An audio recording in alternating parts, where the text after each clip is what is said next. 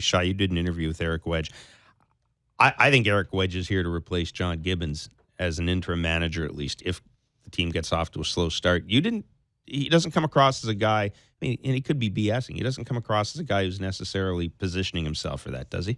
No, not at all. And I know that's the easy leap, and sure, it's so you're saying I just took an easy leap. You're saying I took the obvious route. Well, I mean, look, that's fine. Everybody thought that. Everybody thought that. I think the sense that I've gotten over the course of this offseason is that unless the season is an absolute disaster, like just one train wreck after the other, John Gibbons is finishing out the season.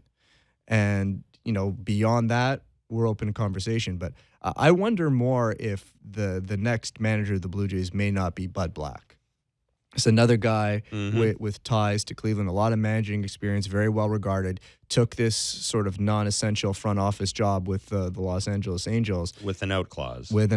So, that he seems to be someone who's, if you're gonna be thinking about a future manager, maybe more in line of the type of guy that you may want to target. So, I think Eric Wedge is legitimately here to help out with the player development system. I think, you look at these two guys in Shapiro and Atkins, both with strong player development backgrounds, both placing a huge amount of value on the player development process and it coming into a system where there weren't a lot of resources.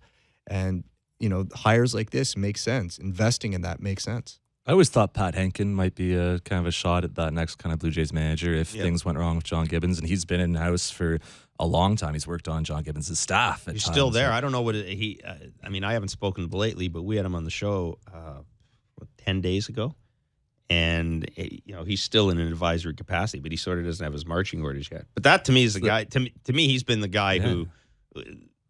he wants to manage. He's made that pretty clear to he made it clear to Alex. He made it clear to Beeston. I mean, there were some family issues. I think his father was in ill health, and his kids are. He wanted to see his kids get through high school.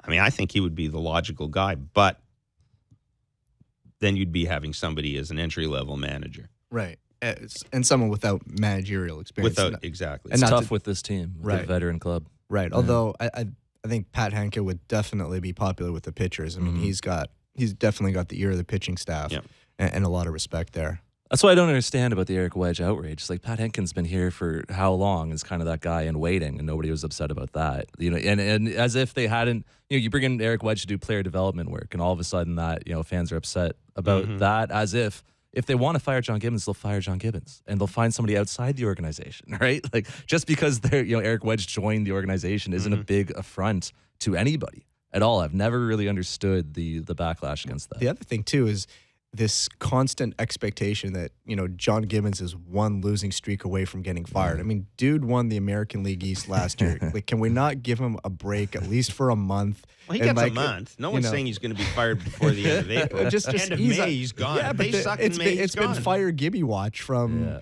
from October onwards. But the other thing is, for any of this to happen, the Blue Jays would have to play poorly, and I think we would all agree that when you look at this team, it's a pretty good team. It's a better team than it's a much better team than last year at this time. Yeah, there's no question. So I think they're in pretty good shape, and I think that means John Gibbons is in pretty good shape, or at least as much as you could hope for one of these managing jobs. If there's ever a guy who's realistic about the realities of this game, it's John Gibbons. Like, I guarantee you he'll be joking about this in his first scrum of the year. No, absolutely. He'll be asking where's Eric Wedge, and you know that he'll be doing that.